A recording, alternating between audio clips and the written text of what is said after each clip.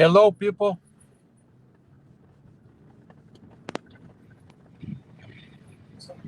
Tá bom, Nakamura? Ô, Fernando, tudo bem? Como é que estão as coisas aí? Tudo bem? Você vai fazer sua live hoje dirigindo? Não, quem está dirigindo aqui é a doutora Júlia. Eu estou aqui na. Então tá bom. Tudo bem, Estou aqui Júlio? pronto para a Como é que live. estão as coisas? Tudo bem? Graças a Deus. Que bom, que ótimo. Então vamos lá. Boa tarde, pessoal. Tudo bem? Quase boa noite já. Bem-vindos mais a uma dessas lives nossas do Instituto Vise, com a presença do ilustre doutor Nakamura. Vamos começar agora aqui fazendo as perguntas das pessoas que mandaram durante essas 2 semanas. A primeira pergunta é para você, Nakamura. Está querendo saber se ela teve descolamento de retina e se ela tem chance de voltar a enxergar novamente. Cada caso é um caso. Precisa saber o tipo, a magnitude do descolamento de retina e da forma como ele foi tratado. Como era esse descolamento? Com a mácula, a parte central da visão colada, descolada, quanto tempo de descolamento, qual tipo de cirurgia que foi promovida e que resultado teve, se colocou gás no olho ou óleo de silicone ou nenhum dos dois, se esse óleo foi retirado quanto tempo depois. Então, tem vários mecanismos que precisam ser esclarecidos e também como foi feita a cirurgia e da forma como ela foi feita e tipo de técnica para poder ter um prognóstico. Então, o ideal é ter uma consulta, né, para fazer um mapeamento de retina, para ter uma ideia, e também aquela relação médico-paciente, para que a gente faça essas perguntas pessoalmente, né? É isso aí. Cada caso é um caso. A outra pergunta já é para mim aqui. Ela está dizendo que era míope de 8 graus. E tem uma tia que tem glaucoma e a pessoa, não sei se é homem ou se é mulher, perguntando se descobriu que tem glaucoma também por acaso, fazendo exame de rotina. Glaucoma tem sintomas e qual o tratamento? Então é o seguinte, o glaucoma, de um modo geral, ele pode não dar sintoma nenhum em grande maioria das vezes, 90, 95% das vezes. Às vezes a pessoa pode ter uma dor de cabeça, dor ocular, um mal-estar, sintomas de como se tivesse uma pressão mesmo no olho. Agora, existem alguns glaucomas que podem ter dor, que é a minoria das vezes. Então, os sintomas normalmente são... não espere ter sintoma para descobrir o glaucoma, não. Tem que medir a pressão do olho e fazer os exames.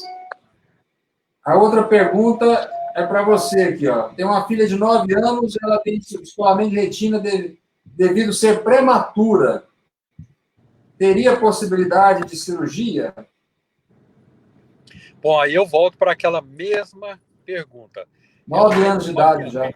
9 anos, mas ela teve um descolamento de retina na prematuridade, logo cedo, no início, quando ela tinha 1, 2 meses, já foi detectado, ou esse descolamento foi percebido ou aconteceu com os 9 anos de idade, entendeu?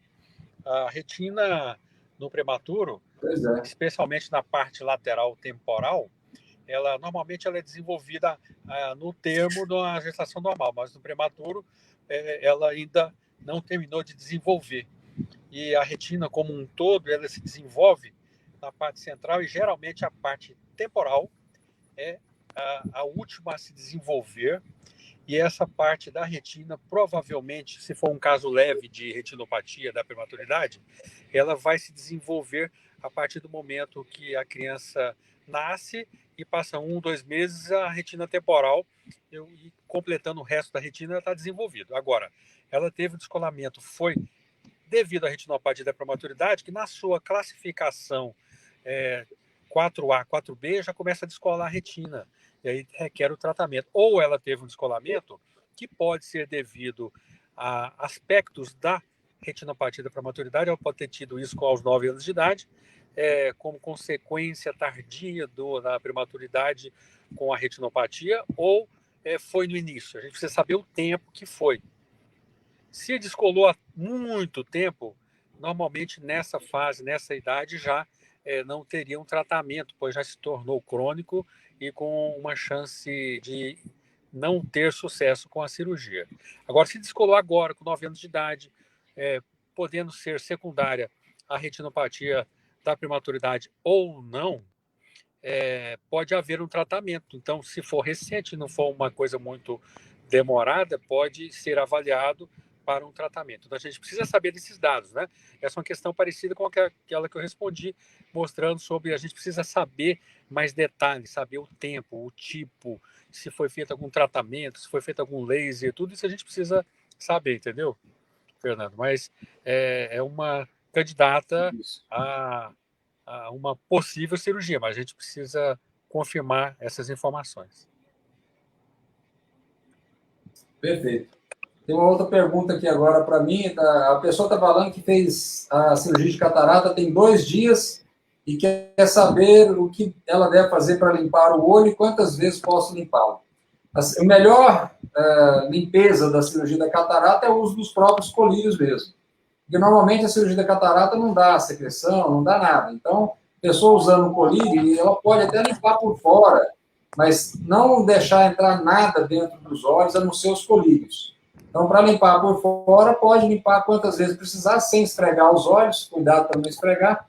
Limpa com um gás estéreo, um soro fisiológico estéreo, depois que abre, deixa na geladeira. E aí pode fazer quantas vezes houver necessidade no dia, mas tomando muito cuidado. E usar os colírios corretamente. A outra pergunta é para você no sentido seguinte: a pessoa tem miopia e tem descolamento. Ela quer saber se ela pode fazer a cirurgia de miopia depois do descolamento. Bom, depende, né? Se tem um descolamento, o que vai tratar? Vai tratar primeiro o que é mais urgente, é o descolamento de retina. Agora, exatamente. A miopia, estou falando para você, não existe uma resposta certinha, tem que ver cada caso, né? Uma resposta certinha para todos os casos. Então, se tem miopia e tem descolamento, que tipo de descolamento que é esse? É só lá na parte superior da retina, um descolamento leve, localizado, dá para fazer um tratamento mais simples, colocando um gás no olho, que vai empurra aquele descolamento para a periferia, faz um laser, já resolveu. Agora, se for mais complicado, mexer muito na retina, vai ter que colocar óleo de silicone dentro do olho. Não pode fazer cirurgia refrativa agora, porque depois vai ter que tirar aquele óleo que foi colocado para colar a retina, vai ter que avaliar a visão de novo, vai ter que fazer exames para ver se está tudo bem com a retina, se está colada, se tem algum edema na retina secundário, qualquer outra coisa nesse sentido. Então, tudo isso deve ser avaliado. Quando se trata desses casos, a gente precisa ver o paciente ou saber mais detalhes, né? Então, quando você me lança uma pergunta dessa através da paciente, eu tenho que responder de uma forma mais ampla também, mas a gente precisa considerar possibilidades. Então, nesse caso, é outra paciente que precisa ser examinada. De forma geral, cirurgia refrativa, quando resolver o problema da retina. E resolvendo o problema da retina, a paciente já está com o olho preparado. Para isso, aí vão ser realizados novos exames da retina para descartar o problema da retina. E e exames da córnea, da parte refracional, para ver se ela se candidata também a uma cirurgia refracional. Perfeito. Está falando que tem ceratocone, enxerga muito bem, quer saber se a visão pode piorar. Depende da idade. O ceratocone, ele normalmente, depois dos 30 anos, geralmente ele não progride mais. Agora, é lógico que tem casos e casos, né? Mas a pessoa que enxerga bem, chegou aos 30 anos enxergando bem, dificilmente vai piorar. Agora, tem que estar sempre fazendo exame para poder certificar de que esse ceratocone está estável ou não.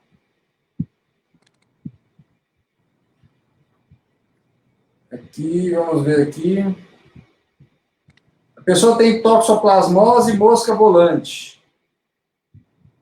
E principalmente enxerga as moscas volantes na claridade. Às vezes enxerga embaçado.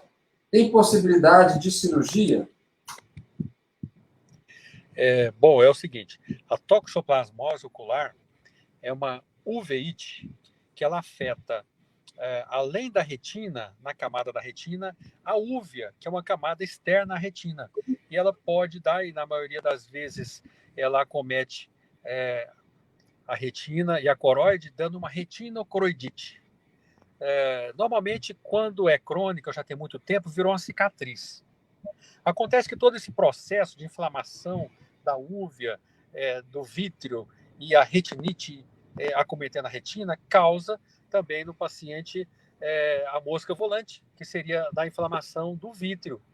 Quando resolve o problema, vamos supor que a pessoa, o paciente foi tratado, né, adequadamente com as medicações para a toxoplasmose ocular e resolveu o problema. E está bem, não tem mais a inflamação ativa, mas ela tem laboratorialmente um IgG positivo, que já teve o problema, mas não tem mais a doença em atividade, a cororetinite. Então, o que acontece? Virou uma cicatriz e tudo, tem o diagnóstico de toxoplasmose ocular, mas o vítreo tem umas manchinhas, é um pouco embaçado, devido à uveíte que ocorreu no passado. Então, o que acontece?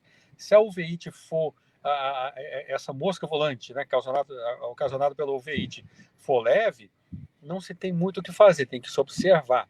Se o vítreo, a geleia do olho que inflamou, resultou posteriormente uma grande opacidade, ou seja, uma mancha muito grande que passa pelo centro visual e atrapalha a visão, aí, em alguns casos, é indicado cirurgia. Mas na maioria dos casos, essas uveites que restam de uma toxoplasmose tratada são leves, então não precisa de um tratamento a nível cirúrgico. Raramente existe um laser que é oferecido para fazer uma dispersão do vítreo, mas são em casos seletivos. Então, a geleia do olho, naquela mosca volante, ela pode sair do eixo visual, a pessoa perceber menos. Cada caso é avaliado de acordo com a sua gravidade. Para isso, tem os exames. O primeiro deles, o exame, a consulta, a medida da visão, depois o mapeamento de retina. No mapeamento de retina, a gente vai ver o que é indicado. Podemos indicar aí um ultrassom. O ultrassom vai mostrar a quantidade de geleia do olho que está ali acometendo, caso seja necessário. Então, é um paciente que deve ser tratado também seletivamente. Você está vendo que a maioria dos casos, eles são individuais. Não existe uma regra fixa para cada caso. Depende da extensão do acometimento, depende da gravidade que foi essa uveíte. E outra coisa, a uveíte, se der uma cicatriz fora da área visual, não vai afetar tanto a visão. Se a cicatriz é mais central, pode ficar com a mancha central. A outra mancha, que é a do vítreo, que é a geleia do olho, deve ser considerada também para saber se há necessidade do tratamento dela ou não. Perfeito. Tem aqui uma pessoa querendo saber o seguinte: depois de operar o primeiro olho de catarata, quanto tempo pode operar o segundo olho? Antigamente, quando a cirurgia era feita com corte, a gente esperava 2, 3 meses para operar um olho para o outro. Hoje, com a cirurgia mais moderna, que é a facoemulsificação e até mesmo o laser, você consegue operar um olho numa semana, um outro na outra semana. E tem muitos casos, em alguns lugares hoje, no mundo inteiro, e até mesmo no Brasil, pessoas que operam os 2 olhos no mesmo dia. A gente evita de fazer os 2 olhos no mesmo dia, a não ser em exceções raras. Por exemplo, a pessoa tem um problema mental e precisa de fazer a cirurgia de catarata nos 2 olhos e tem que ser com anestesia geral e tem algum problema de saúde que a anestesia geral é um impeditivo. Então, nesses casos, você faz os 2 olhos no mesmo dia. E quando você opta, por exemplo, pelas lentes multifocais, o ideal é que você não demore muito para operar o segundo olho, porque a pessoa precisa de ter aquela binocularidade para poder desenvolver bem uma visão. Então, se você opera um olho e demora muito tempo para operar o outro, ela fica normalmente insatisfeita com um olho só operado com lentes multifocais. Então, tem toda uma nuance aí que você pode operar mais cedo ou não. Depende da profissão da pessoa. Se é um piloto de avião, por exemplo, está com catarata nos 2 olhos, você não vai esperar muito tempo, porque ele não vai poder trabalhar enquanto não operar essa catarata. Então, cada caso é um caso. Então, o médico, o oftalmologista vai avaliar e vai indicar a cirurgia mais precoce ou não, de acordo com o paciente. Essa aqui é para ti. Ela diz que foi ao médico e tem um afinamento na parte da retina. E Bom, ela não, afinamento... ela diz que não achou na internet nenhuma referência a isso. Qual o nome dessa anomalia? são várias, né? O afinamento é o seguinte, quando a gente faz o mapeamento de retina, ele é mais amplo do que o fundo de olho. O fundo de olho é um exame que também o neurologista faz com a intenção de observar o nervo óptico, suas alterações e correlacioná-las neurologicamente ou neurocirurgicamente com os problemas visuais de campo visual também do paciente em relação à parte neurológica e neurooftalmológica. Então, o que acontece? Quando a gente indica um mapeamento de retina, tem uma miopia média, alta, por exemplo, a gente quer ver se na periferia da retina tem um afinamento. Esse afinamento ele pode ser o mais comum, degeneração látice. Ela vai achar essa referência olhando aí, que é uma das mais comuns que tem do afinamento da retina. Degeneração látice, L-A-T-T-I-C-E, látice, lattice, do inglês, lattice degeneration. Então vai ver se tem esse afinamento. Tem outros afinamentos também que são benignos. A degeneração látice por si só, até se ela tiver um buraquinho na retina atrófico, ela tem uma chance pequena de dar um problema de descolamento de retina. Caso haja um afinamento da retina muito grande e tem um buraco chamado buraco de ferradura, por exemplo, ele deve ser fechado, tratado com laser, e se tem um descolamento associado, tratado também o descolamento, de acordo com a técnica indicada em cirurgia, para evitar que esse descolamento aumente e o paciente perca a visão.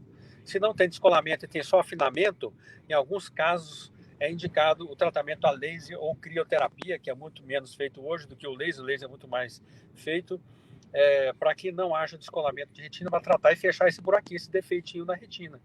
Então, esse afinamento, se foi detectado, ele foi mencionado de uma forma genérica, mas tem como saber que tipo de afinamento é. Ou pode ser a látice, como eu falei, tem um afinamento que chama branco sem pressão, branco com pressão, degeneração cobblestone, tem vários, degeneração pavimentosa, degeneração meridional folds. Tem vários tipos de alterações que nós olhamos na retina, nas estruturas da retina, especialmente na periferia, para saber se o paciente tem isso. Até a geleia do olho descolada, ela pode puxar a periferia da retina, causando sinais de flashes luminosos e sintomas de flashes luminosos. O paciente percebe que isso está acontecendo e essa geleia do olho em movimento na periferia do olho, a geleia solta, né, que acontece geralmente em pacientes que têm uma idade maior, onde o vítreo deixou de ser tão gel e se tornou mais líquido, isso pode gerar um descolamento de retina.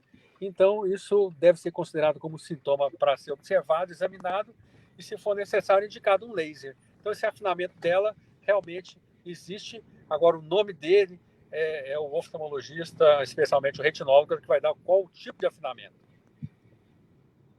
Perfeito. A pessoa está querendo saber se a cirurgia do grau, a pessoa, depois que faz, pode voltar a ter grau.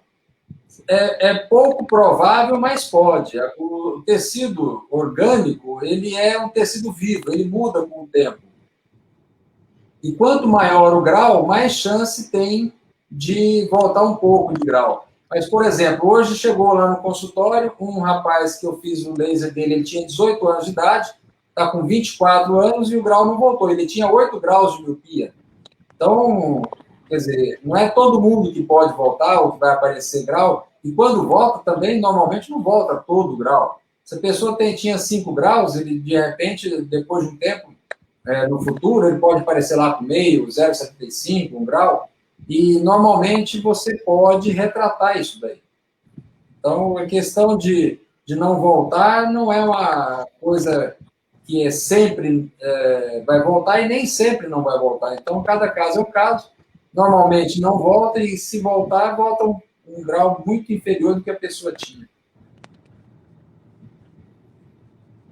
Aqui está falando o seguinte, que a pessoa está com problema na retina devido à pressão arterial alta. O que ela deve fazer? Bom, primeira coisa é consultar. Provavelmente foi o oftalmologista que já falou isso. Você vai estar com problema na retina devido à pressão alta. A gente já lembra do diagnóstico retinopatia hipertensiva. O que acontece? Isso. Muitos diagnósticos são feitos através da retina. O paciente é assintomático, como no glaucoma que você mencionou, de pressão normal, que é 95% dos glaucomas, né? A retinopatia hipertensiva até a moderada, sem sintomas, o paciente vai ter lá no exame oftalmológico medido o seu óculos, quando é feito o exame do fundo do olho, através do fundo do olho. A gente vê que os vasos estão anormais, a gente até indica um mapeamento de retina. Se existem cruzamentos patológicos artério-venosos, para início de conversa, a fase mais inicial do problema da retinopatia hipertensiva, a partir da qual outras complicações e outros sinais podem advir, o paciente até chegar a ter uma hemorragia no olho, ter um descolamento de retina, ter alterações no nervo óptico. Então, isso aí já começa a complicar. Seria a fase mais grave de uma retinopatia hipertensiva. Agora, nas fases iniciais, até pacientes assintomáticos podem ter detectado a retinopatia hipertensiva, então precisa, se houver a complicação, tratar as complicações do olho, mas se não há complicações, ele deve consultar-se com um clínico geral ou cardiologista, é o que eu oriento, para que haja uma intervenção aí multidisciplinar, onde nós possamos também avaliar não só o olho, mas conjuntamente com o profissional, de uma forma geral, sistêmica, e casos que envolvem até diabetes, também um endocrinologista. Então, ficando pela hipertensão, no mínimo um cardiologista ou um clínico geral para investigar isso, né? Mas nós descobrimos isso no exame oftalmológico. Perfeito.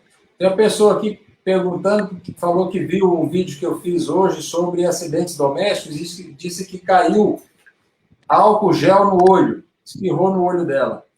O que ela tem que fazer? O álcool gel, o pH dele é muito próximo do pH do olho, ele não vai causar grandes irritações, a não ser uma ardência, alguma coisa. O que deve fazer é lavar o mais rápido possível e normalmente não vai ter sequela nenhuma. Agora, o que a gente tem que tomar muito cuidado são as substâncias alcalinas, ou muito ácidas, que vão fazer uma ceratite mais severa, ou a alcalina, que essa é a pior de todas, porque ela, além de atacar a córnea, ela penetra na córnea e vai atacar dentro do olho. Então, a pessoa que deixa cair, por exemplo, cal, cimento no olho, essa tem que lavar imediatamente muito. É o que eu falei, enche uma bacia de água, abre o olho lá dentro, por mais que doa, lave o máximo que conseguir, aí vai procurar uma ajuda médica imediata para poder anestesiar e lavar. Tem que fazer isso aí. Aqui tem uma outra pessoa perguntando o seguinte, ela tem diabetes e deu uma hemorragia grande dentro do olho. O que ela tem que fazer? Como eu falei para você, né? Tem hemorragia no olho e tem diabetes. É esperado que, se já tem hemorragia no olho, já tem retinopatia diabética. Agora, qual que é o grau dela? O oftalmologista ou o especialista em retina, ele vai poder detectar se na classificação da retinopatia diabética, se essa retinopatia ela é leve, se ela é moderada ou se ela é mais grave. Então, vai ter que detectar isso para que haja o tratamento ou não dessa paciente. Se for uma hemorragia, ela tem uma hemorragia no olho. Vamos supor que essa hemorragia seja microaneurisma. É o background retinopathy, diabetic retinopathy, a fase inicial. Então, vão se proceder exames, né, para que o paciente seja realmente diagnosticado se é só isso que ele tem, ou se ele tem irmas, alterações intraretinianas microvasculares. Elas são precursores de um neovaso que vai já passar para a fase proliferativa da retinopatia diabética e devendo ser tratado com laser, e se há edema na retina, também associado à hemorragia e espessamento da retina, onde temos um edema macular clinicamente significativo, né, pelo estudo ETDRS, se tiver essa classificação, além de tratar laser, a paciente poderá precisar de uma aplicação intraocular de antiangiogênicos. Esses antiangiogênicos, para que o próprio nome diz, os antiangiogênicos vão tratar o efeito vascular e também o edema macular. E se for necessário e não resolver e tiver muita inflamação no olho, existe o Ozurdex, são corticoides intraoculares efeitos também. Então, a hemorragia pode não vir sozinha.